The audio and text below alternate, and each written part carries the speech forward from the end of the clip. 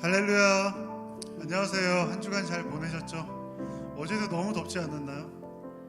많이 더웠죠? 여름에 굉장히 더우신데 몸 조리 잘하시고, 최함실 장로님도 뭐 감기 걸리셔가지고 몇 주째 고생하시는데 건강 주의하시길 좀 바라겠습니다.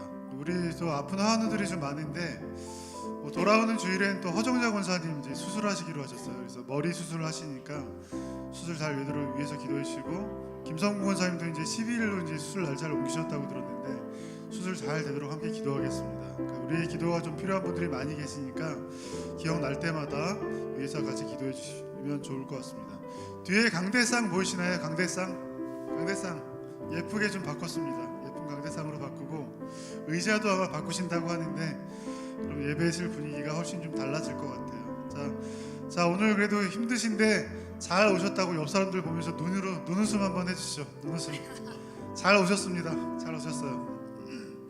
자, 오늘도 예배하고 찬양하면서 힘 얻으시고 한 주간 살아갈 용기와 정을 힘을 얻는 그런 시간 되었으면 좋겠습니다. 우리 6월 달에는 이제 선한 능력으로라는 찬양을 한번 배워볼 텐데요. 같이 한번 가사와 생각하시면서 한번 배워보도록 하겠습니다. 선한 능력으로 찬양할게요. 주 선한 능력으로 날 안으시네.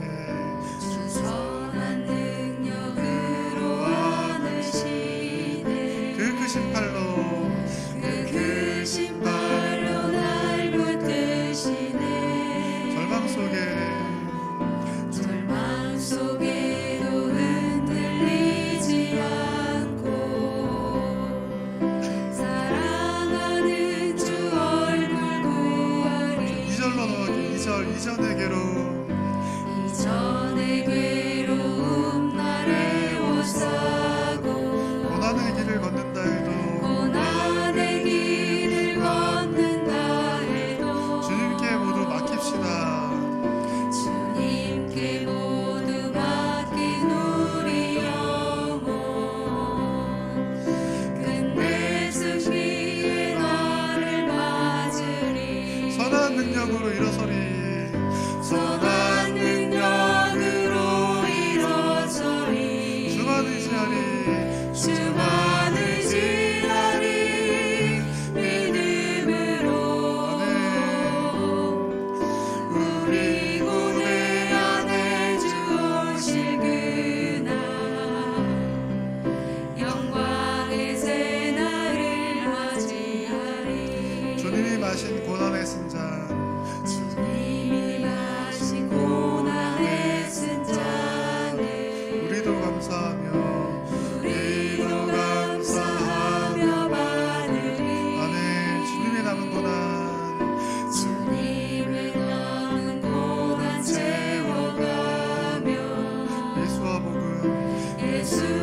복음 위에 3절 한 번 더 합시다. 주님이 마신 고난의 쓴잔, 주님이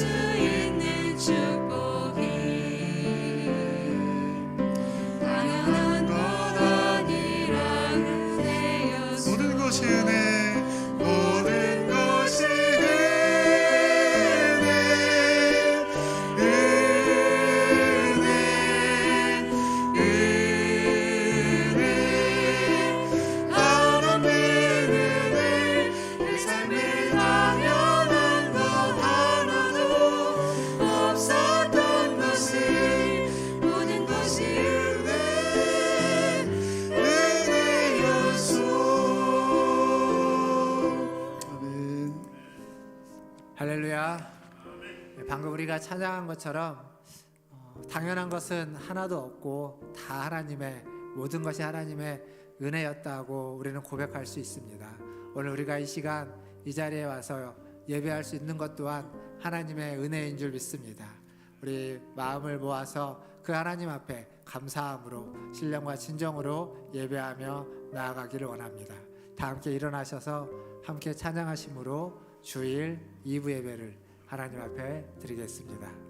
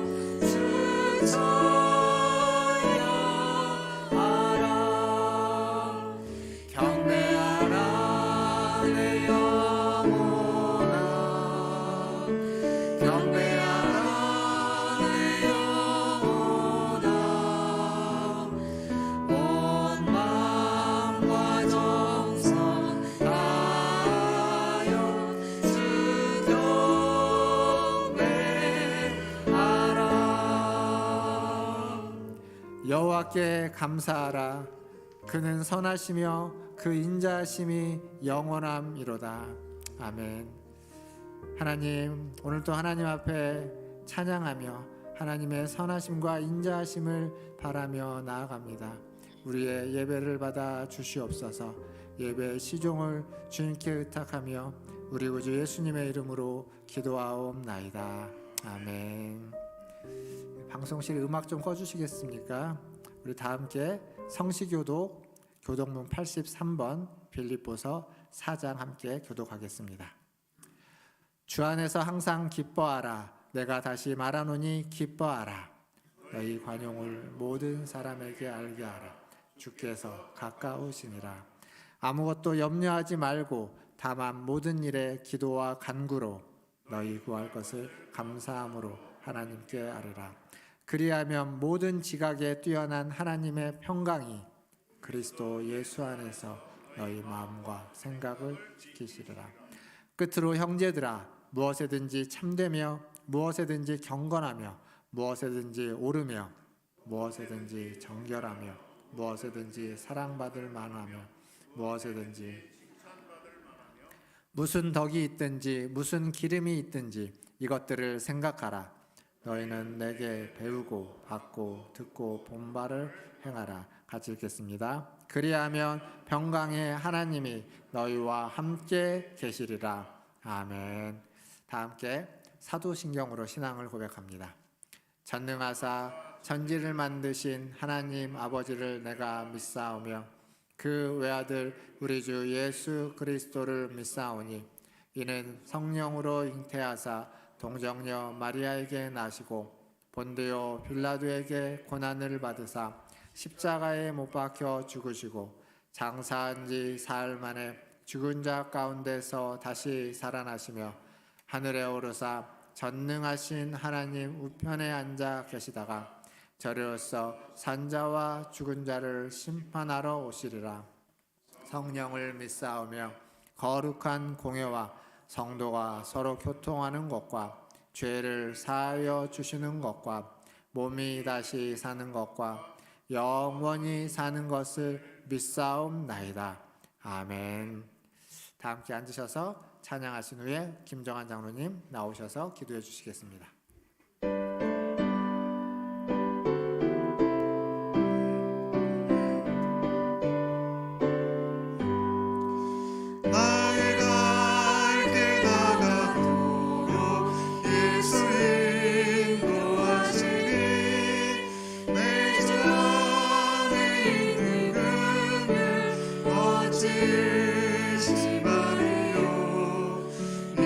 이름으로 사는 자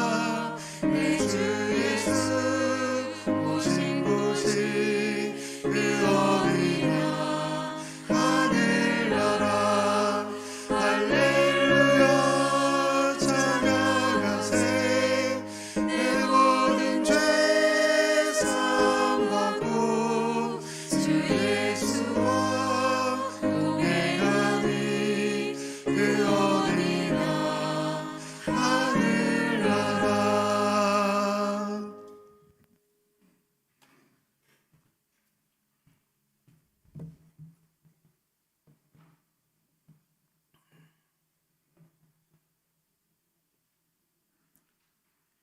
거룩하신 하나님 아버지, 우리를 부르셔서 하나님의 자녀로 삼아주시고 하나님의 그늘 아래 살게 하심을 감사드립니다. 오늘 7월 첫 주를 맞이하며 맥주 감사주일로 지키게 하심도 감사드립니다. 지난 상반기 동안에도 세상은 어지럽고 어려움이 많았지만 저희를 지키시고 인도해 주시며 필요한 것들을 채워주심을 감사드립니다.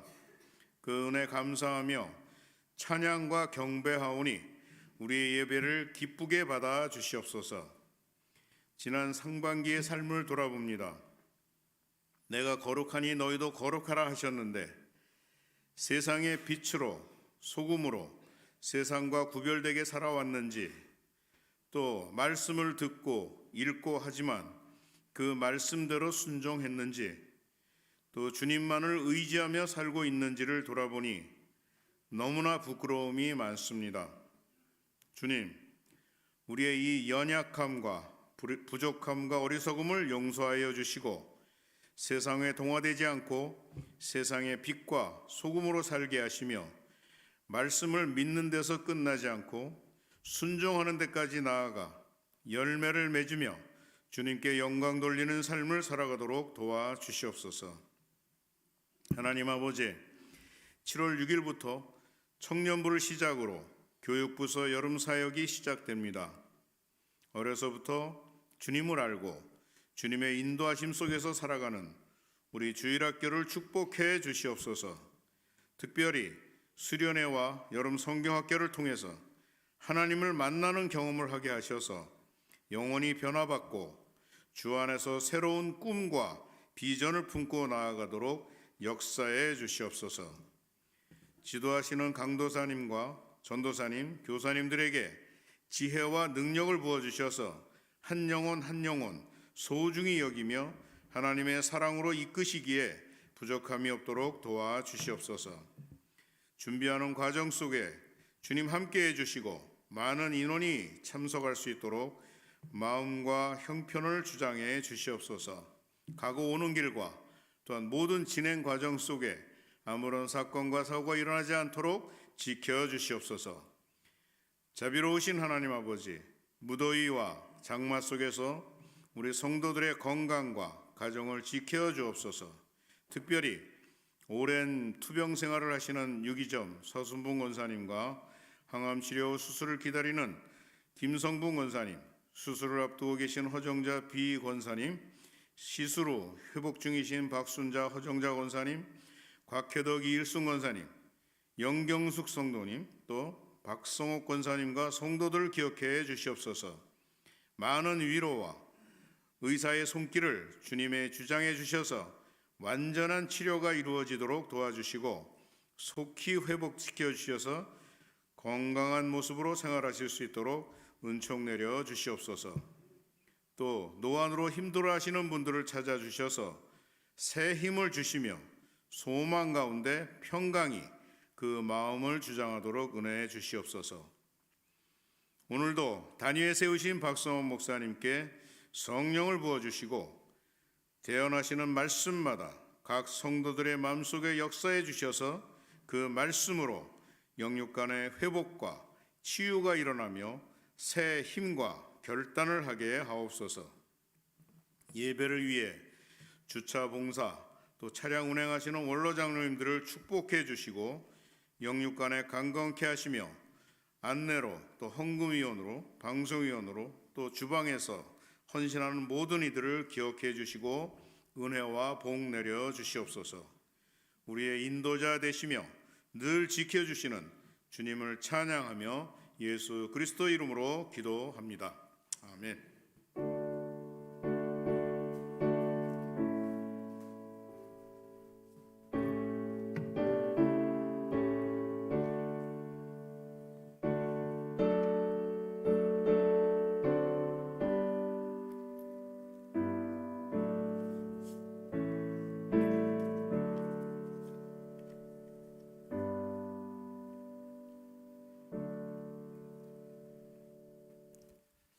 교회 소식 전해드리겠습니다. 오늘 맥주감사 주일입니다. 지난 반년 동안 상반기 동안 하나님께서 여러분에게 주신 은혜를 기억하면서 감사하는 오늘 하루가 되기를 바라겠습니다.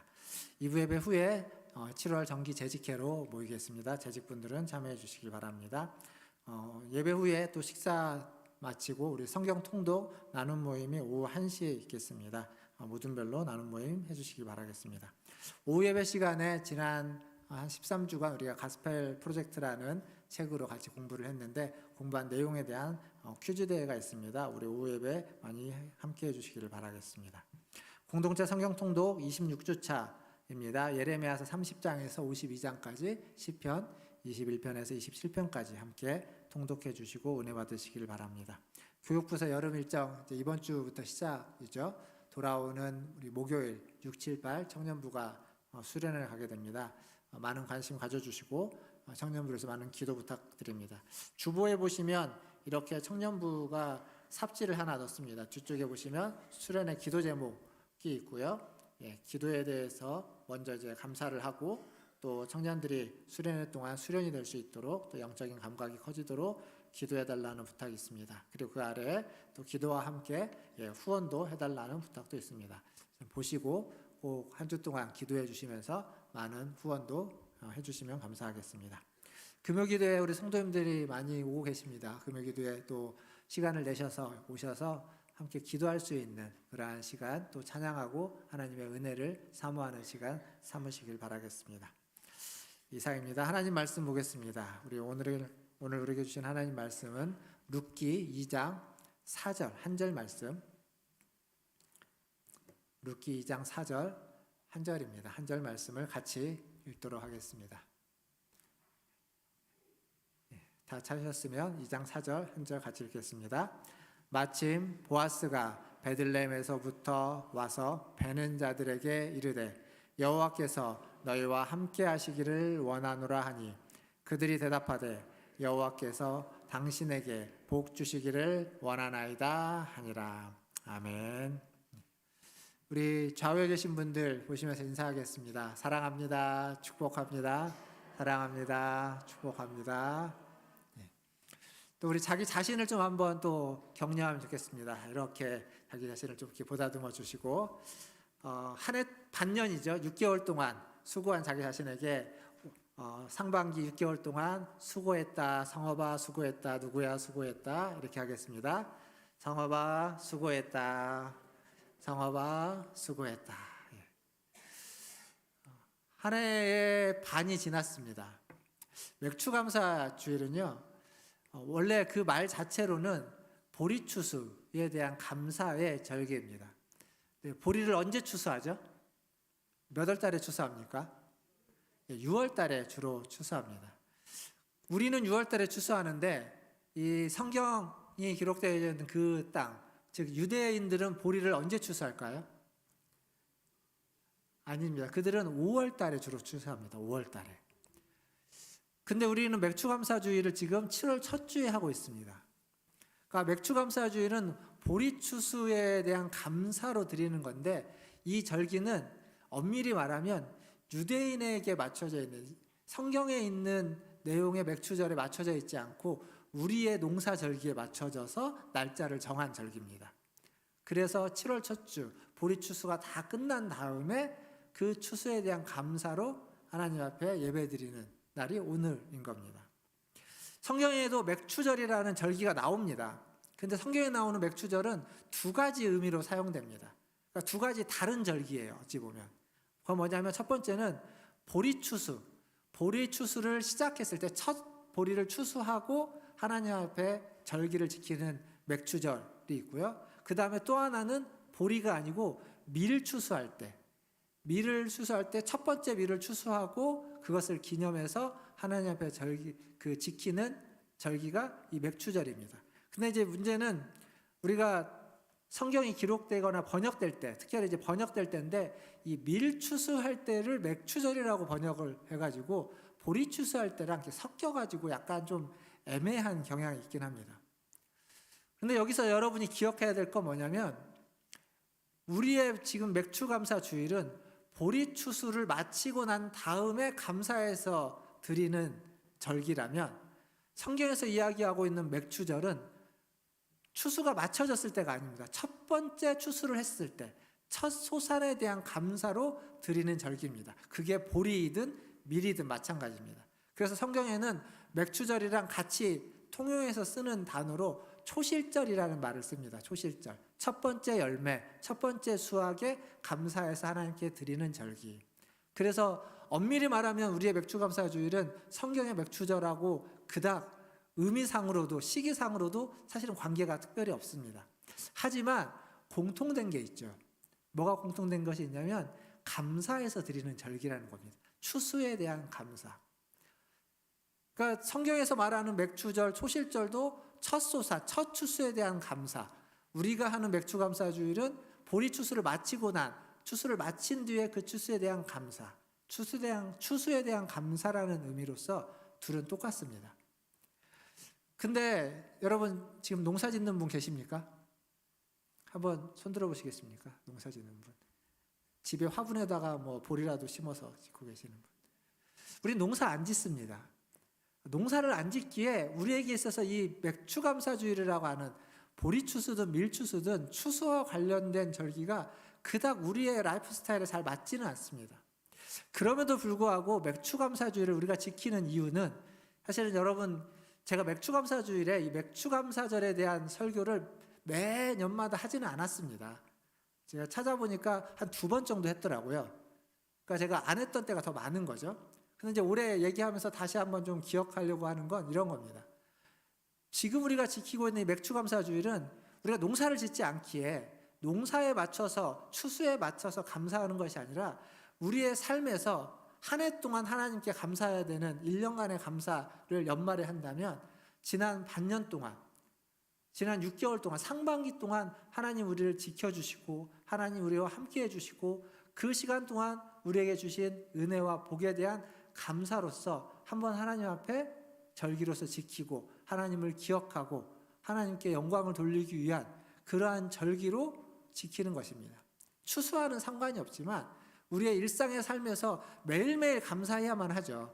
매주 감사해야만 하지만 그 중에 특별히 올해 반년을 하나님이 지켜주셔서 무탈하게 지켜주셔서 여기까지 왔습니다 라고 하는 의미로서 감사하는 절기, 그것이 오늘 이 맥추감사 절기가 될 것입니다. 더불어서 오늘 여러분들에게 드리고자 하는 말씀은 그렇게 감사하는 사람, 하나님 앞에 감사하는 사람이 우리의 삶에서 어떤 태도로 살아야만 하는지, 감사하는 자로서의 마땅한 삶의 태도는 무엇인지 오늘 말씀을 통해서 좀 같이 생각해 보려고 합니다. 자, 오늘 우리가 읽었던 말씀은 룻기입니다. 오늘 본문이 룻기죠. 제가 룻기는 2019년도에 한 10번에 걸쳐서 여러분하고 함께 나눴던 말씀입니다. 룻기라는 성경의 역사적인 배경은 어느 시대냐면 사사시대입니다. 사사시대. 사사시대는 한마디로 정의하면 이스라엘에서 가장 어두운 시대인데 성경에 있는 표현으로 하면 자기 소견에 옳은 대로 사람들이 살았던 시대, 이게 사사시대입니다. 그래서 사사시대는 굉장히 이스라엘 역사 중에 포로 시기만큼 불행하고 어둡고 좋지 않았던 시대입니다. 사람들은 서로를 향해서 비난하고 비판했고 주어진 환경에 감사하기보다는 불만과 불평으로 가득했던 그러한 시대, 그게 사사시대입니다. 그러한 사사시대에 룻기라고 하는 성경에 쓰여졌고 룻기 안에는 그 사사시대의 한 마을, 베들레헴이라고 하는 한 마을에서 일어났던 일을 기록하고 있습니다. 그런데 그 시대와는 좀 다르게 그 베들레헴에서 살고 있었던 사람들은 그 시대에 맞지 않는 삶을 살고 있었습니다. 즉 서로를 향해서 비난하고 판단하고 불평하고 정죄하기보다는 서로를 향해서 복을 빌어주고 축복하는 사람들, 그 사람들이 살았던 마을이 베들레헴인 겁니다. 오늘 우리가 읽었던 봉독했던 말씀을 다시 한번 보겠습니다. 룻기 2장 4절인데요. 같이 한 번 더 같이 읽어보도록 하겠습니다. 2장 4절 시작. 마침 보아스가 베들레헴에서부터 와서 베는 자들에게 이르되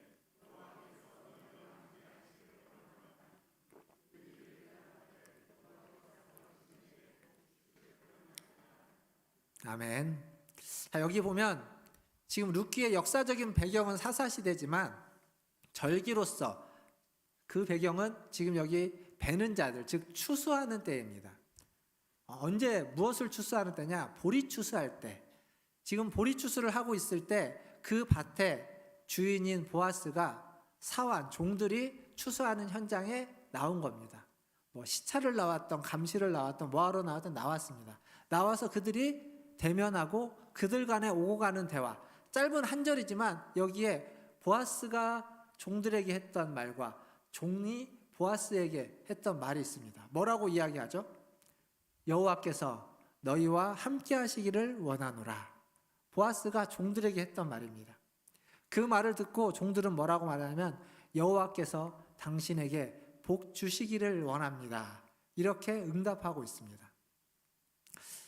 종과 주인의 대화치고는 굉장히 절제되어져 있고 표현 자체도 정제되어져 있습니다. 서로를 존중하는 표현으로 적혀져 있습니다. 그러니까 종과 주인 사이지만 함부로 대하지 않고 막말을 하지 않는다는 겁니다. 그만큼 서로를 향해서 존경과 존중이 묻어 있는, 절제가 되어져 있는 서로 간의 대화였습니다. 사랑하는 성도 여러분, 이 시대의 노사관계, 이게 종과 주인 관계는 노사관계죠. 종과 주인인 노사관계의 사람들은 어떤 대화를 많이 할까요? 믿음과 존경을 담아서 대화를 많이 할까요? 아니면 갈등이 섞여져 있는 그러한 어떤 공방이 오가는 대화들이 많을까요? 물론 기업에 따라서 아주 노사관계가 좋은데도 많을 겁니다. 하지만 우리가 노사관계 하면 이렇게 명명되어져 있는 얘기가 나올 때는 보통 관계가 좋지 않을 때, 문제가 될 때, 서로 간에 어떤 고성과 막말과 갈등이 심화됐을 때에 주로 언급되는 것들일 겁니다. 그 사이에서 힘이 있고 권력이 있는 자들은 힘과 권력으로 힘 없는 사람들을 누르게 되고, 또 눌림을 당하는 자, 짓밟힘을 받는 힘 없는 자는 살기 위해서 아둑밭을 버티면서 거기에서 항거하고 저항할 수밖에 없는 상황. 이게 어쩌면 우리가 살고 있는 이 시대의 노사관계의 전형적인, 우리에게 전해지고 있는 모습. 물론 여러분이 일하는 일터에서, 여러분이 고용주로 있는 혹은 여러분이 피고용인으로 있는 일터에서는 그러지 않고 원만하고 아주 서로 존경된 그런 관계일 것이라고 믿습니다. 하지만 그러지 않을 수도 있다는 거죠. 지금 성경이 이야기하고 있는, 하나님이 우리에게 이 말씀을 통해서 말해주고자 하는 건, 사람과 사람 사이의 관계는 그것이 주인과 종이든 노사의 관계이든 고용주와 피고용주든 혹은 평등한 관계이든 어떤 관계에서든지 가장 우선적인 건 다른 사람에게 복을 빌어줄 수 있어야 된다는 겁니다. 다른 사람에게 축복을 해줄 수 있어야만 한다는 이야기입니다. 그것이 가장 우선적인 대화의 관계의 시작이 되어야 된다는 말입니다. 만약 우리가 살고 있는 이 시대에 우리가 맺고 있는 관계에서 이런 식의 대화가 오갈 수 있는 관계라면, 우리가 살고 있는 이 세상이 아무리 어둡고 아무리 험악하고 아무리 강팍해도 그것이 지금보다는 조금 더 옅어지고 어두움이 조금 더 사라지고 갈등이 조금 더 완화되고 평화가 조금 더 깃드는 그러한 세상이 될 거라고 생각합니다. 지금보다는 더 밝아지겠죠. 우리가 그걸 다 압니다. 다 아는데도 이게 잘 안 되는 이유는 뭘까요? 우리가 다 알지만 우리가 그렇게 실천하지 못하는 데에는 안타깝게도 나 하나만 복 받으면 된다고 하는 그런 이기심과 욕심 때문일 겁니다. 다른 사람이야 어떻게 되든 상관없고, 다른 사람이 복을 받든 아니면 피해를 입든 남은 어떻게 되든 관계없이 나 혼자만 건강하게 잘 살고 복 받으면 된다라고 하는 그러한 생각들이 우리가 다른 사람에게 복을 잘 빌어주지 않는, 다른 사람을 축복하지 않는 사람이 되게 만드는 겁니다. 사랑하는 성도 여러분, 복을 받으려면 복 받을 만한 일을 해야 할 겁니다. 근데 지금 성경이 말하고 있는 복 받을 만한 일이라는 건 딴 게 아닙니다. 다른 사람을 위해서 복을 빌어주는 겁니다. 내 옆에 있는 사람을 축복해 주는 겁니다. 제가 예배 때마다 옆에 분하고 인사하라고 하죠. 사랑합니다. 축복합니다. 그냥 너무 당연한 인사치레 같은 이빨린 소리 같은 인사말이겠지만 하지만 그 한마디에 우리의 좀 진심을 더 담을 수 있으면 좋겠습니다. 정말 내가 이 사람을 지금 사랑하는 게 별로 없지만 더 사랑하고 싶어하는 마음을 담아서 사랑합니다 이야기하고, 내가 이 사람에게 정말 복을, 하나님이 복을 주시기를, 나에게 하나님이 복을 주시기를 원하는 만큼 그러한 마음을 담아서 하나님이 이 사람을 축복해 주기를 원하는 마음으로 축복합니다 라고 하는 그 인사말, 그게 복받을 만한 일이다 라고 지금 이야기하는 겁니다. 우리 한 번 더 해볼까요? 복받을 만한 일을. 자, 옆에 분 보시면서 한 번 더 인사하겠습니다. 사랑합니다. 축복합니다. 진심을 담아서, 여러분 마음에 진심을 담아서 한 번 더 해보겠습니다. 사랑합니다. 축복합니다. 사랑합니다. 선한 뜻으로 타인의 복을 빌어주는 사람, 그것 자체가 사실은 복된 행동이고 복일 겁니다.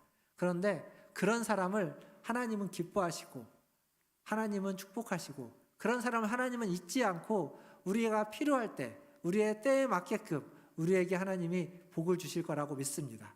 내가 빌어준 복보다 하나님은 우리에게 더 큰 복으로 응답해 주실 것을, 복을 주실 것을, 은혜 베풀어 주실 줄 믿습니다. 종과 주인의 관계, 그게 보아스와 사환들의 관계였습니다. 근데 이 관계가 여기에서만 끝나지 않고 룻기에 등장하는 이방 여인 룻에게도 보아스는 동일하게 복을 빌어주고 있고 그를 환대하고 있습니다. 생각해 보십시오. 한 민족이 살고 있는 곳에 이방인, 낯선 이방인이 오는 건 좋아하지 않는 그곳에 지금 추수를 하고 있습니다. 근데 추수하는 일꾼도 아니고 떨어진 이삭을 줍는 사람으로 낯선 이방 여인이 왔습니다. 환대할 수 있을까요? 좋아할 수 있을까요? 추수하는 일꾼들에게, 종들에게 걸림돌이 될 수도 있습니다. 추수에 방해가 될 수도 있습니다. 그리고 조금 더 어떤 미신적인 것을 한다면 어떤 뭐라고 할까요? 그런 부정탄다고 여길 수도 있는 겁니다. 근데 보아스는요, 전혀 그렇게 여기지 않고 이 여인을 박대하지도 않았습니다. 심지어는 추수하는 종들에게 좀 이삭을 땅에다가 뿌려놓으라고 했습니다. 그리고 그 뒤를 따라다니면서 룻이 이삭을 주울 수 있도록 했고, 종들만 먹을 수 있는, 종들을 위해서 준비해 놓았던 물을 그 여인도 마실 수 있도록 허락했고, 또 종들이 식사하는데 함께 앉아서 밥을 먹을 수 있도록 허락했습니다. 그러니까 문전박대하지 않고 그를 환대하고 그를 받아줬던 겁니다. 주인인 보아스는 그럴 수 있는데, 종인 보아스의 일에서 일하고 있는 종, 즉 베들레헴 다른 사람들, 그들에게는 불편할 수도 있을 텐데, 근데 그들도 다 보아스처럼 이 여인을 그대로 받아줬습니다. 룻기 4장에 가보면 보아스와 룻이 이제 결혼을 하게 됩니다. 결혼을 하게 될 때 베들레헴 사람들 그리고 장로들이 그 결혼을 축하해주고 그들을 축복해주고 복을 빌어주는 장면이 나옵니다. 많은 여인들이 나오미에게 와서 그 벌어진 일에 대해서 나오미를 축하해주고 축복하는 장면들이 나옵니다. 즉 베들레헴 사람들은 진심이었다는 겁니다. 사실 이게 진심이 아닐 수도 있습니다. 왜냐하면 그들이 봤을 때 이게 안 입고 온 눈으로도 얼마든지 볼 수 있는 상황이기 때문에 그렇습니다. 어쨌거나 중요한 건, 사랑하는 성도 여러분, 다른 사람을 위해서 복을 빌어주는 것, 다른 사람에게 축복의 말씀을 전하는 것, 다른 사람을 이야기할 때 그 사람의 부족한 것과 잘못과 허물을 이야기하기보다는 그 사람이 잘한 것과 복받을 것과 그 사람이 얼마나 하나님을 잘 섬기고 있는지 좋은 이야기들을 많이 해주는 것, 그것이 하나님 보시기에 복받을 일이고, 그렇게 다른 사람을 축복하는 사람을 하나님은 잊지 않고 기억하고 때를 따라 필요에 따라서 우리가 하나님의 은혜와 자비를 구할 때 은혜와 자비를, 복을 허락해 주실 줄 믿습니다. 오늘 예배 자리에 나오신 우리 모든 성도님들이 그러한 복을 빌어주는, 그래서 하나님으로 말미암아 하나님이 주시는 복을 받을 수 있는 축복의 사람이 다 되시기를 주님의 이름으로 축원드립니다.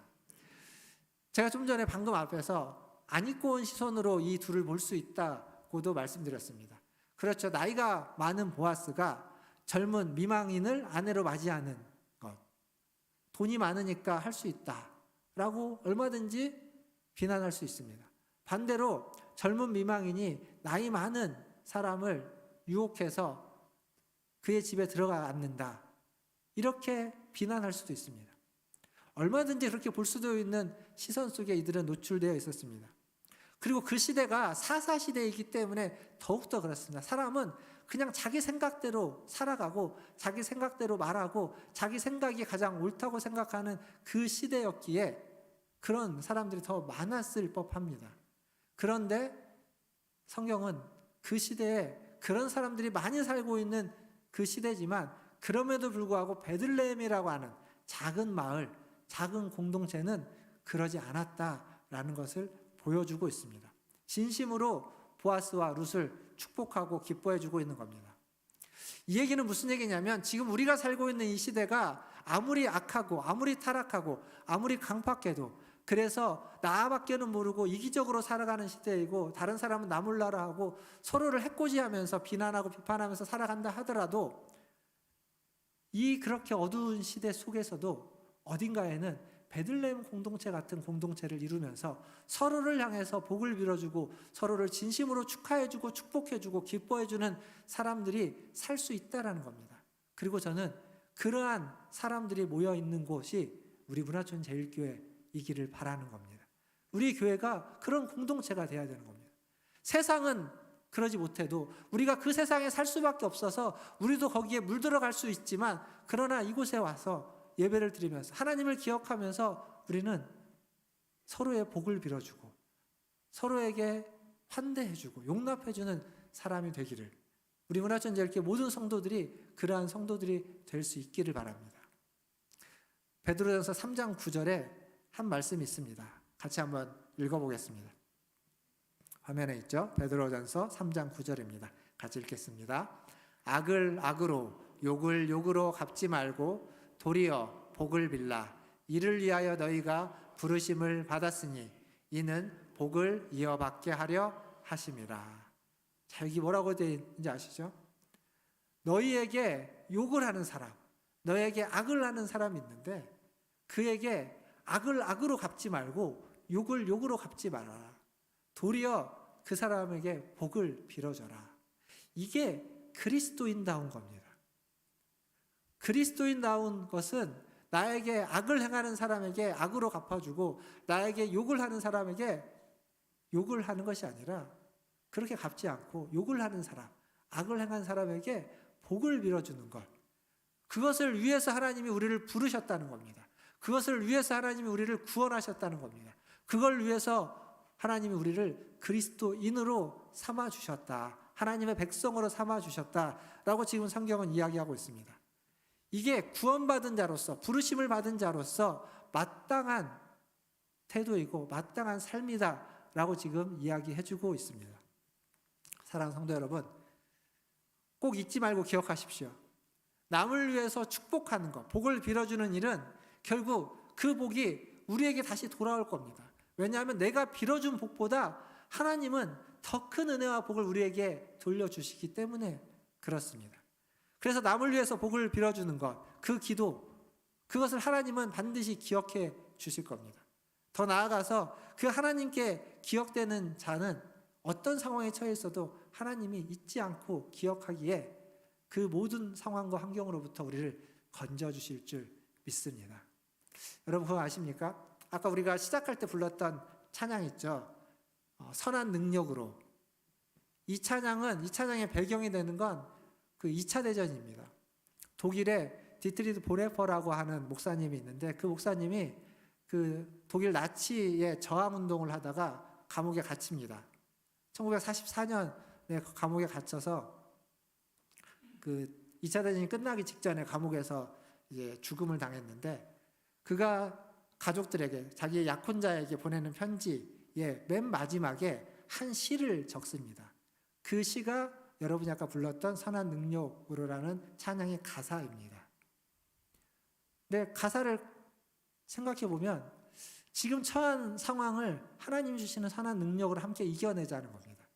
견디고 버티면 승리의 날, 영광의 날이 찾아올 거다라고 하면서 감옥에 갇혀 있는 자가 얼마 안 있으면 죽을 수밖에 없는 그가 감옥 밖에 있는 사람들에게 권면하고 위로하고 있는 내용입니다. 마치 감옥에 갇혀 있는 바울이 빌립보 교인들에게 빌립보서를 보내면서 하나님 앞에 기뻐하라고 이야기하고 있는 것, 나처럼 너희도 기뻐하라라고 이야기하는 것처럼 보네포도 그렇게 편지를 썼고 시를 썼습니다. 그리고 그것을 여러분은 아까 찬양으로서 함께 불렀던 겁니다. 한 달 동안 이 곡을 계속 여러 번 반복해서 부를 것이기 때문에 부를 때마다 좀 그 배경을 생각하면서 가사를 묵상하고 음미하면서 찬양하면 더 좋을 것 같습니다. 어쨌거나 이제 말씀을 마무리하겠습니다. 맥주감사주일, 맥주감사절은 추수에 대한 감사였습니다. 근데 성경에서 말하고 있는 맥추절, 초실절, 이것들은 앞에서 제가 말씀드렸지만 첫 소산에 대한, 첫 수확에 대한 감사의 의미가 더 많이 담겨져 있습니다. 그리고 성경에서는 첫 소산은, 첫 열매는 가장 귀한 것 취급을 합니다. 그래서 가장 귀한 것으로 하나님께 드리라라는 의미도 담겨져 있습니다. 하지만 동시에 처음 열매는 그렇게 많거나 그렇게 아주 뛰어난 열매이지는 않습니다. 좀 뭔가 부족하고 또 약하고 그리고 그 양도 많지 않은, 즉 굉장히 미약한 열매, 미약한 수확일 가능성이 많습니다. 그럼에도 불구하고 그 작은 것에 감사함으로써 그 이후에 하나님이 주실 풍성한 것을 기대하고 소망하면서 또 믿음으로 고백하면서 하나님을 바라볼 수 있는 그러한 안목이 우리에게 열리게 되는 겁니다. 사랑하는 성도 여러분, 첫 열매, 첫 소산에 감사할 수 있는 자가 그 나중에 하나님이 풍족한 것을 주실 때에도 감사할 수 있습니다. 작은 것에 감사할 줄 아는 자가 큰 것에도 감사할 줄 아는 것입니다. 엘리야가 이스라엘 땅에 가뭄이 들었을 때 그 가뭄을 이겨내기 위해서 기도를 합니다. 그래서 산에 올라가서 기도를 하고 종에게 바다 쪽을 향해서 가서 보고 무슨 일이 일어나는지 얘기해 달라고 합니다. 한 번 기도하고, 두 번 기도하고, 세 번 기도했지만 종이 이야기합니다. 아무 일도 일어나지 않는다고. 5번, 6번, 7번 기도했을 때 그때 종이 와서 저기 멀리에서 손바닥만한 구름이 하나가 떠올랐다고. 손바닥만한 구름. 물론 거리가 멀면 내 눈에 손바닥이 엄청나게 큰 구름이겠죠. 하지만 지금 성경이 이야기하고 있는 건 그런 어떤 물리적인 현상보다는 지금 저 바다에서 작은 구름 하나가 떠올랐다는 겁니다. 어쩌면 실망할 수도 있습니다. 그 작은 구름이 이 가뭄을 어떻게 해결해 줄 수 있을까라고 하는 별것 아닌 것으로 치부할 수 있겠지만 엘리야는 그러지 않았습니다. 그 작은 것을 보고 감사했고 그 작은 것을 통해서 하나님이 큰 비를 주실 것들을 보았고 그래서 왕에게 얼른 마차를 몰아서 돌아가라고 이야기했습니다. 신앙생활을 하다 보면 힘겹게 신앙생활을 하는 분들이 있습니다. 특히 제가 이제 목회자로서 부교육자로서 있을 때 여러분에게 들었던 이야기 중에 남편과 이게 신앙이 하나가 되지 않을 때, 신앙생활을 함께 못할 때, 그럴 때 꼭 남편들이 이제 신앙을 이렇게 못하게 하고 교회를 못 가게 막지 않습니까? 근데 어떤 분은 그런 얘기를 합니다. 예전에는 남편 때문에 교회 오는 게 너무 어려웠는데 요즘은 교회 간다고 하면 아무 말도 안 한다고. 그것만으로도 너무 좋다고 합니다. 손바닥만한 은혜입니다. 그것도 손바닥만한 은혜. 어떤 분은 그 얘기를 들으면서 우리 남편은 조금 더 나은데 우리 남편은 교회는 절대 안 오는데 교회 앞에까지 데려는 준다고. 데려다 주긴 하는데 자기는 절대 한 발짝도 안 들어온다고. 손바닥만한 은혜죠. 반면 이 손바닥만한 은혜가 사라지는 경우들도 있습니다. 올해 우리 남편이 술 안 먹겠다고 그렇게 다짐을 했는데 지난주 내내 술 마셨다고. 손바닥만한 은혜가 사라져버린 겁니다. 작은 거죠. 작은 것이 있을 때도 있고 없어져 버릴 때도 있습니다. 하지만 그 엘리야가 봤던 그 작은 구름, 그 작은 것이 우리를 실망하게 만들지 않고 그 작은 것이 있기에 하나님 앞에 나아가는 겁니다. 우리 속담에 이런 말이 있습니다. 첫 술에 배부르랴. 첫 술은 첫 번째 숟가락은 작습니다. 그거 하나 먹었다고 해서 배가 차지 않습니다. 하지만 그 하나는 뭘 이야기하죠? 그 다음 2번, 3번, 4번 먹을 수 있는 것이 있다는 걸 의미합니다. 그러니까 지금 첫 술에는 배부를 수 없지만 작은 손바닥만한 은혜에는 충분하지 않지만 그러나 그것이 있어야만 그 다음 은혜가 있는 겁니다. 첫 술이 있어야만 두 번, 세 번, 네 번의 술이 있는 겁니다. 작은 것에 감사할 줄 알아야 큰 은혜를 받을 수 있는 사람이 되는 겁니다. 사랑하는 성도 여러분, 첫 열매 작지만 눈을 떠서 그걸 보시고 그것에 감사하시고 그 첫 열매를 통하여서 하나님이 이후에 주실 더 크고 더 많은 그리고 더 풍성하게 베풀어 주실 은혜를 사모하고 또 그것을 위해서 인내하고 기다릴 수 있는 그러한 은혜가 저와 여러분에게 있기를 주님의 이름으로 축원드립니다. 이번 주 목요일부터 청년부가 수련회를 가죠. 청년들이 수련회에 가서 이러한 작은 것에 감사할 줄 아는 그러한 믿음의 눈이 떠지기를 바랍니다. 청년의 시기는 뭘 해도 큰 업적을 쌓기보다는 작은 것 하나라도 성공을 이루어가야만 하는 것들이 그러한 시기입니다. 근데 그 작은 것의 소중함을 모르고 큰 것만 바라보다가는 자신의 삶을 다져갈 수 없는 때입니다. 삶도 마찬가지고 믿음도 마찬가지일 겁니다. 청년부 수련회 한 번으로 만족할 수는 없을지라도 그 한 번이 두 번이 되고 두 번이 세 번이 되고 계속 쌓여가면서 그들이 변화되고 성장해서 여러분과 같은 신앙으로 자라나고 여러분의 뒤를 이어서 하나님의 교회를 세워가고 하나님의 나라를 확장해가는 그런 하나님의 자녀들로 자라날 수 있기를 위해서 여러분이 기도해 주셔야만 하는 겁니다. 청년들이 기도의 제목을 여러분에게 나눠드렸던 것을 그냥 버리지 마시고 성경책에다가 꽂아놓고 잊지 마시고 한 주 동안 펼쳐보시면서 꺼내보시면서 꼭 한번 쭉 읽으시면서 읽기라도 하십시오. 읽고 그 뒤에 기도였다고 예수님의 이름으로 기도합니다라고 한마디만 덧붙이는 것 또한 여러분의 마음을 담아서 읽었다면 그것 또한 하나님이 받으시는 기도인 줄 믿습니다. 그 기도가 있으면 청년부 수련회가 더 은혜롭고 그 시간을 통해서 청년들의 축복과 변화가 시작되는 줄 믿습니다. 그렇게 올 한 주 청년들에게 복을 빌어주는 그리고 청년들뿐만 아니라 여러분 주변에 만나는 모든 사람들에게 복을 빌어주는 그래서 하나님이 주시는 복을 받기에 합당한 삶을 살아가시는 저와 여러분 다 되시기를 주님의 이름으로 축원드립니다. 기도하겠습니다. 오늘 말씀을 기억하며 기도하면 좋겠습니다. 맥주 감사주일 1년에 딱 한 번 있는 시간이죠. 지난 반년 동안에 하나님이 내게 주신 것들을 찬찬히 한번 생각해 보십시오. 하나하나 다 열거할 수 없을 정도로 많고 그것을 감사하다 보면 시간이 부족할 겁니다. 하지만 그래도 몇 가지는 하나님 앞에 하나님 감사합니다. 하나님 지켜주시고 보호해주시고 도와주셔서 은혜 주셔서 감사합니다 라고 구체적으로 하나님께 좀 기도하시고 그리고 하나님 하반기 또 이 연말까지 이어지는 이 시간들 속에서도 수많은 어려움과 난관이 있겠지만 하나님 도와주실 줄 믿습니다. 하나님이 지켜주시고 인도해 주실 줄 믿습니다. 하나님만 의지하고 살아가겠습니다 라고 함께 기도하며 나아가겠습니다. 기도하겠습니다.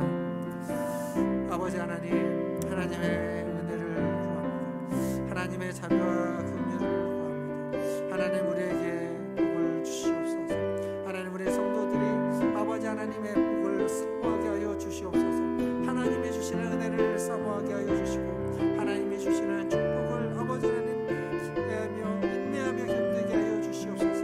그러기 위해서 작은 것 하나도 아버지 하나님 볼 수 있게 해주시고 작은 것에도 감사하게 해주시고 모든 것이 주의 은혜였다고 고백할 수 있는 우리 성도들이 다 되게 하여 주시옵소서.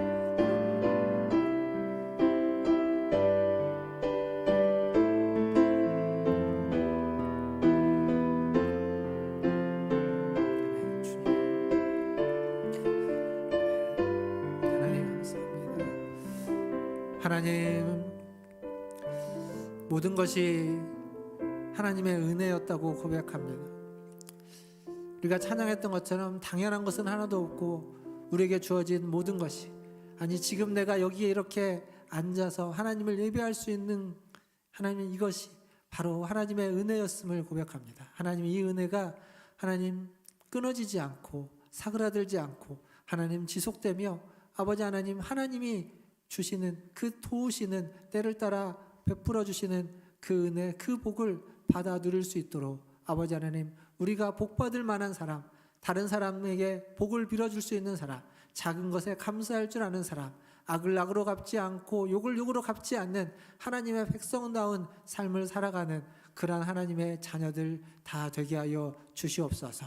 하나님, 우리 모든 성도들이 그렇게 하나님 앞에 하나님 그리스도인답게 살아가게 하시고, 특별히 이제 수련회를 통해서 우리 청년들이 하나님 2박 3일 하나님 앞에 나아가서 하나님의 사람으로 새로워지고 하나님의 은혜를 통하여서 복을 받고 복을 빌어줄 수 있는 복의 근원인 사람이 될 수 있도록 하나님 은혜 베풀어 주시고 역사하여 주시옵소서. 감사하며 우리 구주 예수님의 이름으로 기도하옵나이다.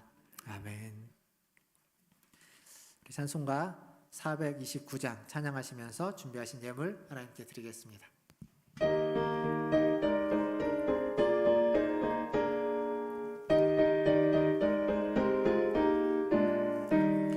세상 모든 풍파 너를 흔들어 약한 마음 낙심하게 될 때에 내려주신 주의 목을 세워라. 주의 크신 복을 내가 알리라. 받은 복을 세어 보아라. 크신 복을 내가 알리라. 받은 복을 세어 보아라. 주의 크신 복을 내가 알리라. 세상 근심 걱정 너를 누르고 십자가를 등에 지고 나갈 때 주가 내게 주신 복을 세어라. 두려움 없이 항상 찬송하리라.